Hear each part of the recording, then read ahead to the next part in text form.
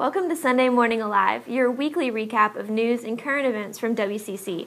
Filling in for the injured Randy Roberts, I'm Kayla Frazier, along with my friend Patrick Parham, and here are today's top stories.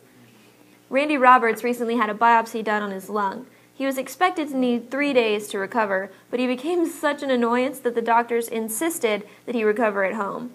Some footage is leaked out of the hospital shortly after he awoke from anesthesia. Let's take a look. I'm not going to tell you what they say.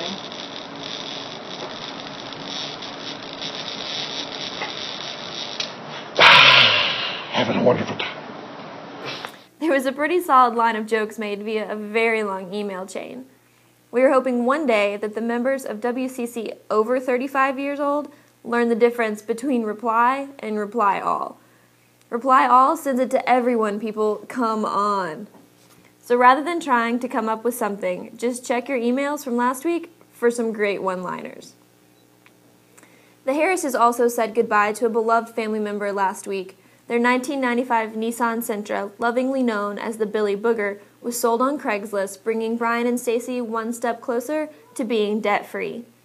The Billy Booger was named after its previous owner, Billy Buselmeyer, and its atrociously bad, booger-like color.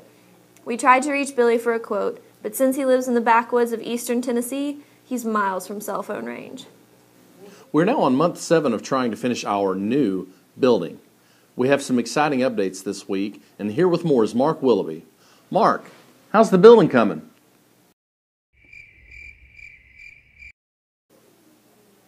Mark?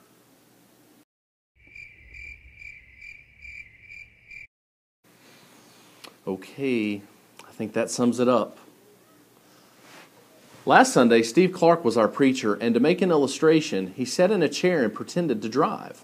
What most of us didn't see is that following our dismissal, he was pulled over by a state trooper for exceeding the limit of cheesy illustrations in a sermon zone. And now with some breaking news from the teen class. After turning 13, Jack Roberts is now officially a member of the youth group.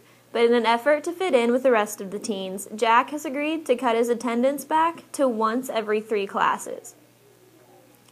And now it's time for our weekly look at the end of times. Here with the Rapture Report is Linus Thatcher. Linus?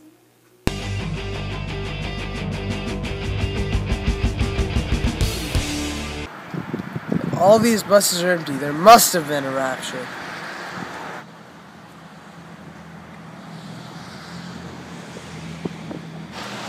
Not today. Jack's brother Devin made big waves this week, too. With a new haircut and a new car, we've all been trying to figure out what he's up to. Most likely, he's becoming a part of the witness protection program after seeing a serious crime. Randy in a hospital gown.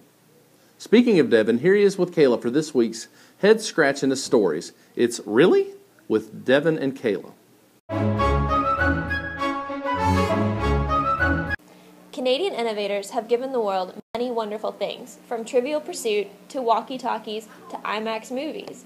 But their newest item on the laundry list of exports is the new line of Scratch and Sniff denim. Scratch and Sniff denim? Really? Yeah, really.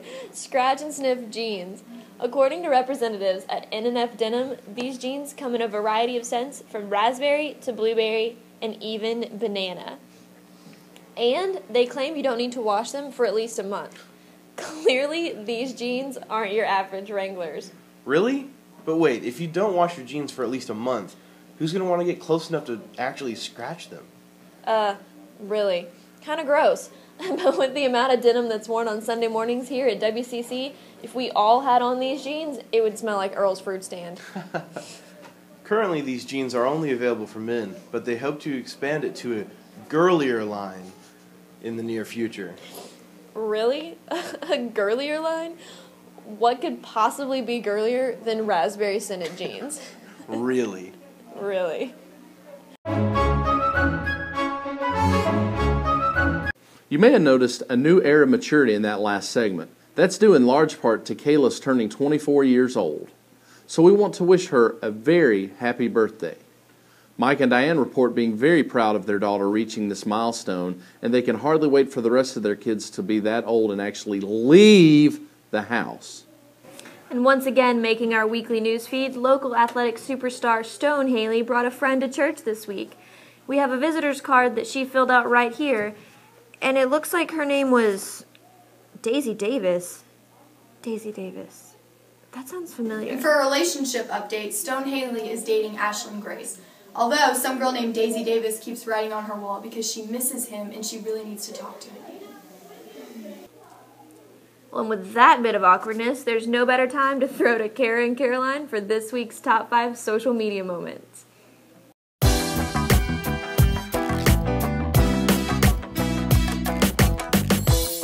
I'm Kara. And I'm Caroline. And this is this week's top 5 social media updates. Jodian tweeted, "Just now saw that I made headlines in the latest WCC Alive segment and that it was only because it was a slow news day." You thought wrong, Jodian. Your deep, sultry voice definitely earned you a top spot. Courtney Windrow tweeted about how she can get above the class average grades on exams when all she does is play Temple Run in class. Congrats, Court. What do you want, Courtney? Spencer learned yesterday in traffic school that there is an elephant sanctuary here in Tennessee. How does that help you to be a better driver? Yeah, we don't know either. Devin posted this on Facebook the other day. I'm not even going to attempt to read that. My only question is, Devin, why are you trying to send letters to other planets? And last but not least, Rodney Fite also posted an article to Facebook about a black panther on the loose in Williamson County. People, this is Tennessee, not Africa. I seriously doubt there are little panthers running around, but if you are genuinely concerned, make sure your small animals and children are kept inside at night. Meow.